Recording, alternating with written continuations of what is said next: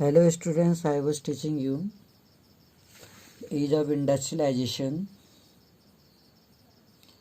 इस video 3 of the chapter hand labours and steam power की अगर हम बात करें, Victorian Britain there was no shortage of human labour.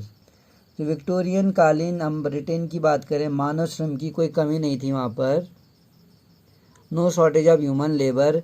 Poor peasants and vagrant move to the cities in large number in search of job. जो गरीब किसान थे, poor peasants, और जो वैग्रेंट थे यानी कि जो बेकार लोग हैं, कोई काम नहीं करते, जो वैग्रेंट जो थे, मूव टू सिटीज, तो कामकाज की तलाश में बड़ी संख्या में वो शहरों को जाते थे। Large number in search of job, waiting for work. और जैसा कि आप आगे जानेंगे, वेटिंग फॉर वर्क, वो काम का इंतज़ार किया करते थे। एज यू विल नो, तुम्हें ये पता चलेगा, there was plenty of labours. शहरों में बहुत ज़्यादा संख्या में श्रमिकों की संख्या होती थी। अब जब श्रमिक बहुत ज़्यादा हो गए, मजदूर ज़्यादा हो गए, तो उनकी जो वेजेस थी वो काफ़ी कम हो गई। इसीलिए जो उद्योगपति थे, हैड नो प्रॉब्लम। अब जब श्रमिकों की संख्या बहुत ज़्यादा हो गई, उनकी मजदूरी घट गई, तो जो उद्योगपति थे, उद्योगपति को श्रमिकों की कमी या वेतन के मन में भारी लागत जैसी कोई परेशानी नहीं थी। यानी उन्हें अब ये कोई टेंशन नहीं थी कि उन्हें मजदूर नहीं मिलेंगे या मजदूरों की उन्हें मजदूरी बढ़ानी पड़ेगी। इस तरह की उन्हें कोई समस्या नहीं थी कि उन्हें हाई वेजेस कॉस्ट करना पड़ेगा, ज़्यादा देना पड़ेगा। They did not want to introduce machine, और इसी कारण से उन्होंने ऐसी मशीनों में कोई दिलचस्पी नहीं दिखाई जिस कारण से मजदूरों से छुटकारा मिल जाए। They did not want to introduce machines that got rid of human labor, वो जिससे कि उन्हें मानव श्रमिकों से छुटकारा मिल जाए। And required large capital investment, और जिस पर ज़्यादा खर्चा आता हो। मैनी इंडस्ट्रीज जो थे, बहुत सारे जो उद्योगपति थे, डिमांड फॉर लेबर, जो डिमांड थी उद्योगपतियों की, जो डिमांड थी, श्रमिकों की मांग मौसम के आधार पर सीजनल होती थी, कभी घटती थी और कभी बढ़ती थी। Gas works and the breweries were specially busy. जो गैस घर थे, जो जितने भी वहाँ पर गैस वर्क थे यानी गैस घर थे, और ब्रीवेरीज थे, शराब खाने, स्पेशली बिजी, ये बहुत सारे व्यस्त थे, खासा काम रहता था शराब खानों में जाड़ों के दौरान। कोल्ड मंथ्स में, जाड़ों के महीनों में यहाँ बहुत ज़्यादा भीड़ लगी रहती थी और काम मिलता था मजदूरों को। सो दे नीडेड मोर वर्कर, इसलिए इन मौसम में उन्हें बहुत ज़्यादा मजदूर की आवश्यकता थी, क्योंकि इस समय क्या होता था, ज़्यादा मजदूरों की ज़रूरत होती थी। और इसके अलावा जो बुक बाइंडर थे, यानी कि बुक बाइंडर जहाँ किताब बाइंडिंग होती है, और जो प्रिंटर्स थे, कैटरिंग जो थे, और टू क्रिसमस डिमांड, इसके अकॉर्डिंग मजदूरों की ज़्यादा ज़रूरत होती थी। जिसमें क्रिसमस होता था, कैटरिंग के लिए, यानी केक बनाने के लिए। To needed the hands before the December, और इसी तरह से दिसंबर से पहले ज़्यादा मजदूरों की मांगे रहती थी। एट द वाटर फ्रंट की अगर हम बात करें, जो बंदरगाह थे, विंटर में was the time that ship were repaired, उस समय क्या किया जाता था, बंदरगाहों पर जहाज़ों की मरम्मत और साफ सफाई और सजावट का काम भी किया जाता था। फ्लक्चुएट, तो हम देखते थे वहाँ पर, सच इंडस्ट्री विच प्रोडक्शन फ्लक्चुएट, जहाँ पर जो प्रोडक्शन था वो फ्लक्चुएट होता था, घटता बढ़ता रहता था। तो वहाँ पर क्या होता था, जहाँ पर फ्लक्चुएशन देखी जाती थी, with the season industrialist, season के साथ साथ मजदूरों को ही काम पर रखना पसंद करते थे। इंडस्ट्रियलिस्ट जो थे यूजुअली प्रिफर्ड हैंड लेबर, यानी कि हाथ से ही तैयार किए जा सकते। बहुत सारे उत्पाद ऐसे होते जो हाथ से तैयार किए जाते थे, तो वो लोग क्या करते थे, सीजन, मौसम के अकॉर्डिंग काम पे बुलाते थे। मशीनों में से एक जैसे तय किस्म के उत्पाद की बड़ी संख्या में बनाए जा सकते थे। एक जैसे उत्पाद बनाने के लिए काफ़ी इजी थे, इसलिए वो मौसम के अकॉर्डिंग इन्हें बुलाते थे। यहाँ पर एक चित्र दिखाया गया है, इसमें काम की तलाश में निकले हैं लोग। People on the move in the search of job. London में न्यूज़ 1879 में ये पिक्चर छप गया होगा। Some people were always on the move selling. कुछ लोग छोटी छोटी चीज़ें बेचते और अस्थायी काम तलाशते हुए हमेशा एक जगह से दूसरी जगह भटकते हुए दिख रहे हैं इसमें। Some people were always on the movable, हमेशा से इधर उधर भटकते हैं छोटी छोटी चीज़ें जो हैं, और काम के लिए, एक अस्थायी टेम्परेरी काम के लिए। एक व्हील वाली कार्ट बनाई गई है, यहाँ पर कुछ बच्चे दिखाई दे रहे हैं।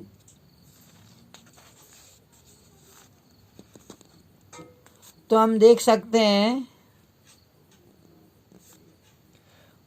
किस तरीके से यहाँ पर उत्पादन होता था।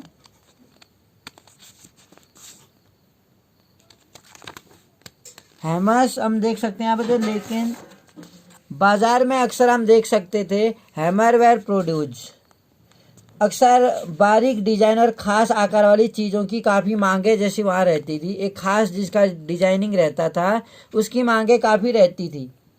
और अगर हम उदाहरण देखें, डिमांड इन मार्केट, अगर हम देख रहे हैं यहाँ पर, demand in the market was often for goods.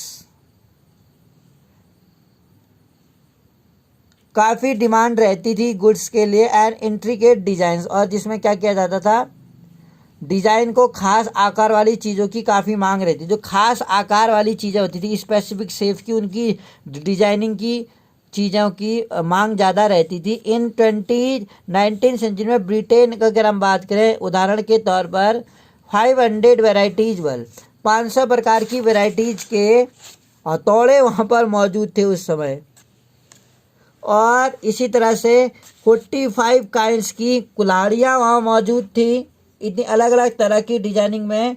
और दीज रिक्वायर्ड वर, इनकी जो आवश्यकताएँ थी ह्यूमन स्किल के लिए, नॉट मैकेनिकल टेक्नोलॉजी के लिए, यानी कि यांत्रिक प्रौद्योगिकी की नहीं बल्कि इंसानी निपुणता की ज़रूरत ज़्यादा थी इसमें, कि हाथ से बनने वाली निपुणता को ज़्यादा प्रीफर किया जाता था।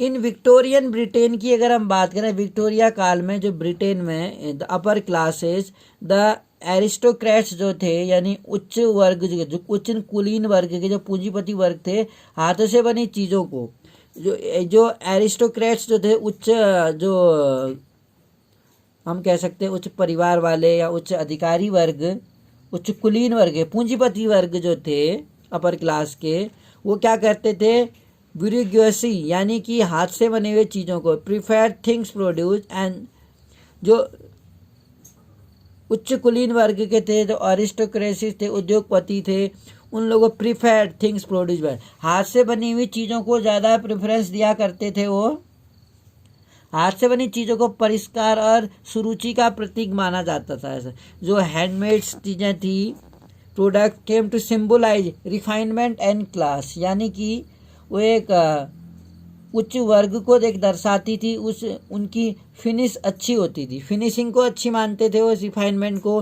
दे वेर बेटर फिनिश्ड, अच्छी तरह से फिनिशिंग होती थी। इंडिविजुअली, एक व्यक्तिगत रूप से हम कह सकते हैं, उनको एक एक करके बनाया जाता था।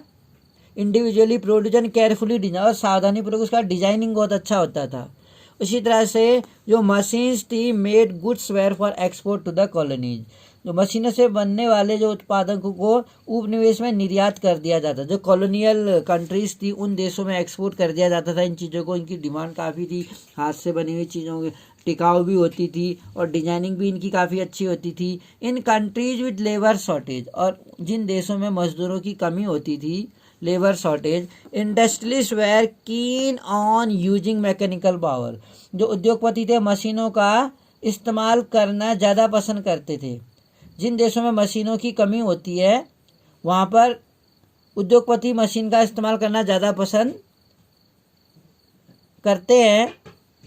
अब जहाँ पर मशीनों की कमी हो गई वहाँ पर लोग क्या करते हैं, मजदूरों का प्रयोग करते हैं, मशीनों का इस्तेमाल करते हैं। लेकिन जहाँ पर मजदूर नहीं है वहाँ पर तो उन्हें मशीनों का प्रयोग करना पड़ेगा, ज़्यादा उनके लिए बेनिफिशियल है वो।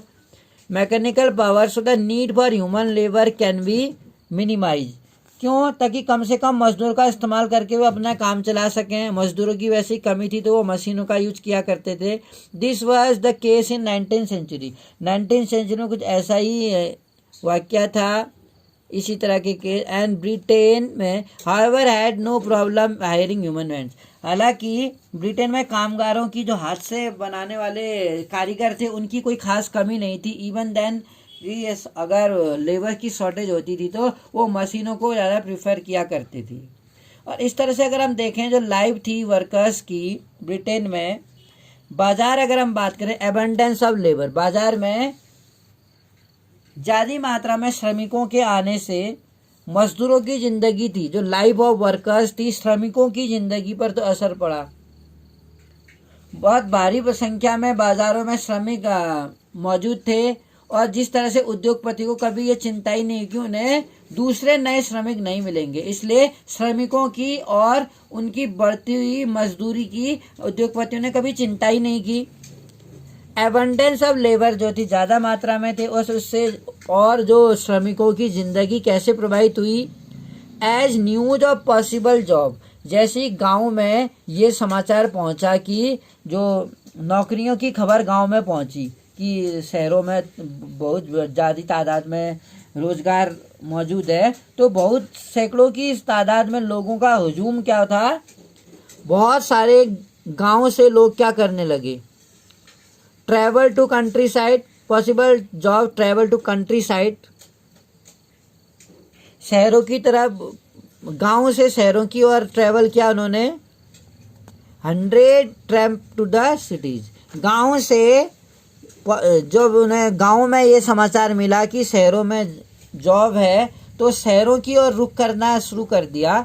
एक्चुअल जो पॉसिबिलिटी थी, जो अगर हम कहें अगर इसमें नौकरी मिलने की जो संभावना थी, जो एक्चुअल पॉसिबिलिटी थी गेटिंग जॉब, वो किस पे डिपेंड करती थी कि उनके जो दोस्त का अगर नेटवर्क, अगर किसी उनके दोस्त का संपर्क था शहर में या रिश्तेदारों का, उनके नेटवर्क के आधार पर, यानी कि नौकरी मिलने की संभावना यारी दोस्ती और अपने जो रिश्तेदार हैं उनके जरिए जान पहचान पर निर्भर करती थी। अगर उनकी जान पहचान होती थी शहरों में किसी से, तो इस तरह से आसानी से गांव के श्रमिकों को वहां शहरों में किसी कारखानों में काम मिलना आसान होता था। If you had a relative, यदि आपका कोई रिश्तेदार या कोई दोस्त उस किसी फैक्ट्री में शहरों में काम करता था, तो you are more likely to get a job quickly. तो अगर किसी कारखाने में आपका कोई रिश्तेदार या दोस्त लगा हुआ है तो नौकरी मिलने की संभावना ज़्यादा रहती थी। You are more likely to get quickly but not everyone had, लेकिन हर किसी के ऐसे कोई सामाजिक संपर्क तो थे नहीं कि हर किसी का दोस्त या किसी का रिश्तेदार शहरों में रहता हो और वो किसी कारखाने में काम करता हो, ये जरूरी तो नहीं था। लेकिन जिन लोगों के भी रिश्तेदार या जो मित्र जो थे कारखानों में काम करते थे श्रमिक के तौर पर, उन लोगों को ये एक्सपेक्टेशंस थी कि उन्हें शहरों में कारखानों में रोजगार मिल जाएगा। मैनी ऑफ द सीकर्स, और बहुत सारे ऐसे जो रोजगार चाहने वाले थे, बहुत सारे लोग, मैनी ऑफ जॉब सीकर, जो रोजगार की तलाश में शहरों में आए थे, उन्हें हफ्तों तक इंतजार करना पड़ता था। स्पेंडिंग नाइट अंडर ब्रिज, और उन्हें अपनी जो रातों को है, spending the night under the shelters, वो क्या करना पड़ता था, उन्हें पुलों के नीचे या रैन बसेरों में रात काटते थे। जो रैन बसेरे होते थे जहाँ पर सम स्टेड इन नाइट रिफ्यूजी, और उसमें से बहुत सारे लोग निर्धन कानून विभाग द्वारा चलाए गए अस्थायी बसेरों में रुकते थे। नाइट रिफ्यूजी में set up by the private, जो इंडिविजुअल था उनके द्वारा बने होते थे। बहुत सारे जो उद्योगों में मौसमी काम की वजह से, और अगर हम देखें जो कैजुअल वार्ड बनाए गए थे पुअर अथॉरिटीज के द्वारा, यानी कि निर्धन कानून विभाग द्वारा, पुअर उसके द्वारा, लॉ अथॉरिटीज के द्वारा, हम कह सकते हैं कि कानून विभाग के द्वारा अस्थायी बसेरों में रुकते थे। कुछ लोग निजी रैन बसेरों में रुकते थे, जो बेरोजगार लोग थे, जो शहरों में हफ्तों तक इंतजार करते थे काम की तलाश के लिए, उन्हें बहुत संघर्ष करना पड़ता था शहर आके। अगर हम बात करें कि बहुत सारे जो उद्योग थे, जो सीजनलिटी ऑफ वर्क, यानी कि बहुत सारे उद्योगों में मौसमी काम की वजह से कामगारों को बीच बीच में बहुत समय तक खाली बैठना पड़ता था, यानी कि उनको मौसम के अनुसार काम मिलता था। जैसे हमने पढ़ा कि क्रिसमस के टाइम पर या अदर किसी सीजनल पीरियड में वर्कर्स हैं, उनकी काफ़ी डिमांडें रहती थी। या विंटर सीजन में किसी जैसे किसी शराब की दुकान में ज़्यादा भीड़ देखी जाती थी तो उन्हें काम मिलता था। तो इसमें से बहुत सारे जो लोग थे, बहुत सारे उद्योगों में मौसमी काम की वजह से कामगारों को बीच बीच में बहुत समय तक हम देख सकते हैं विदाउट वर्क, प्रोलॉन्ग पीरियड में विदाउट वर्क रहना पड़ता था आफ्टर द बिजी सीजन। और इसमें हम देख सकते हैं बहुत समय तक काम का सीजन जो तक गुजर जाने के बाद गरीब दोबारा सड़क पर आ जाते थे। आफ्टर द बिजी सीजन, जो व्यस्त सीजन था, वो वेस्ट सीजन गुजर जाने के बाद ओवर द पुअर, जो गरीब थे दोबारा से सड़कों पर देखे जाते थे, उन्हें काम से हटाया जाता था, क्योंकि उस समय काम के अकॉर्डिंग ही उन्हें काम मिलता था, समय के अकॉर्डिंग, सीजन के according. Some return to countryside, उनसे कुछ लोग तो गांव चले आते थे आफ्टर द विंटर, विंटर के बाद। When they demand for labour, और जब लेबर की डिमांड रहती थी रूरल एरियाज में, open up in the places. कुछ लोग जाड़ों के बाद गांव में चले जाते थे, जहां इस समय काम निकलने लगता था, क्योंकि जाड़ों में काम मिलता था गांव में उनको, लेकिन ज़्यादातर शहर में ही छोटा मोटा काम ढूंढने की कोशिश करते थे। But most looked for odd job, कोई छोटा मोटा काम ऑड जॉब करते थे with till the mid 19th century, और जो कि 19वीं सदी के मध्य में बहुत आसान काम नहीं था जो किया करते थे बहुत सारे श्रमिक। वेजेस इंक्रीज्ड, 19वीं सदी के शुरुआत में 19th सेंचुरी में हमने देखा समवट वेतन में कुछ बढ़ोतरी हुई, but they tell us little about the welfare of workers, लेकिन इसमें मजदूरों की हालत में बेहतरी का पता नहीं चलता। जो मजदूरों की हालत थी वो बेहतर थी, ज़्यादा पता हम नहीं लगा सकते हैं। एवरेज जो हम फिगर्स की बात करें, hide the variation between trade and fluctuation from 8 years, इसमें औसत जो आंकड़े से अलग अलग व्यवसायों के बीच आने वाले फर्क और साल दर साल होने वाले उतार चढ़ाव छिपे रहते थे। हम देख सकते हैं जो औसत आंकड़े से अलग अलग व्यवसायों के बीच आने वाला जो फर्क था बिटवीन ट्रेडर्स जो थे, जो व्यापारियों के बीच में जो एवरेज फिगर जो अंतर आ रहा था, जो उसमें उतार चढ़ाव था, साल दर साल अलग था।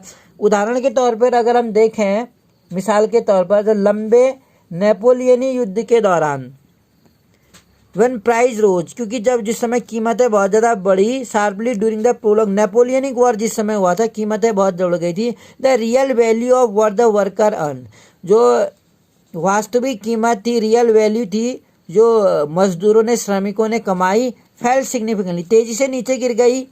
Since the same wages could now by fewer things, अब उसी मजदूरी पर उनको कुछ ही चीज़ें वो खरीद सकते थे। More ever the income of worker depend not on the wages, हालांकि जो श्रमिकों की आय थी वो वेजिस रेट के द्वारा निर्धारित नहीं थी, on the wages rate alone. What was also critical, तो हम देख सकते हैं जो लंबे नेपोलियनिक युद्ध के दौरान कीमतें कितना तेज़ी से बढ़ी होंगी, बहुत तेज़ी से कीमतें बढ़ने लगी वस्तुओं की, और मजदूरों की जो आय थी वो वास्तविक मूल्य जो एक्चुअल प्राइस था उससे काफ़ी कमी आ गई। अब उन्हें वेतन जो पहले जितना मिलता था, लेकिन उसे पहले जितनी चीज़ें नहीं खरीद सकते थे। उनके इनकम तो पहले जितनी ही थी, लेकिन पहले जितनी इनकम में वो पहले जितने सामान को नहीं खरीद पाते, क्योंकि सामानों की जो कीमत थी वो तेज़ी से बढ़ गई थी। और इस कारण से all the work determine at the best of time mid 19th century में अबाउट 10% ऑफ अर्बन पॉपुलेशन थी वेर एक्सट्रीमली पुअर, लगभग जो 10% पॉपुलेशन थी एक्सट्रीमली वो क्या थी, पुअर थी। In the period of economic slums like 1830 में the proportion of the unemployed went up anything between 35 to 75, और रोजगार की अवधि भी बहुत महत्वपूर्ण थी। जो मजदूरों की औसत दैनिक आय इसमें तय होती थी, उन्होंने कितने दिन काम किया था उसके बेसिस पर उन्हें मजदूरी दी जाती थी। 19वीं सदी के मध्य में सबसे अच्छे हालात में भी 10% शहरी जो आबादी थी जब सबसे अच्छी कंडीशन थी, उस कंडीशन में भी जो 10% जो थी अर्बन पॉपुलेशन, वो एक्सट्रीमली क्या थी, बहुत ही पुअर थी। और इस कारण से 1830 के दशक में जो इकोनॉमिक स्लम्स जो थे, आर्थिक स्लम्स 1830 में जो अनएम्प्लॉयड थे, went up to anything means 35 से 75 के बीच में पहुंच गई थी डिफरेंट रीजन्स में। The fear of unemployment made worker hostile to the introduction. इसी तरह से बेरोजगारी की अगर आशंका की बात करें तो काफ़ी हॉस्टाइल हमें दिखती है। तो मजदूर नए प्रौद्योगिकी से चिढ़ते थे, वो जो बेरोजगार लोग थे, जो नई नई तकनीकी आ रही थी, क्योंकि उससे और ज़्यादा बेरोजगारी बढ़ रही थी।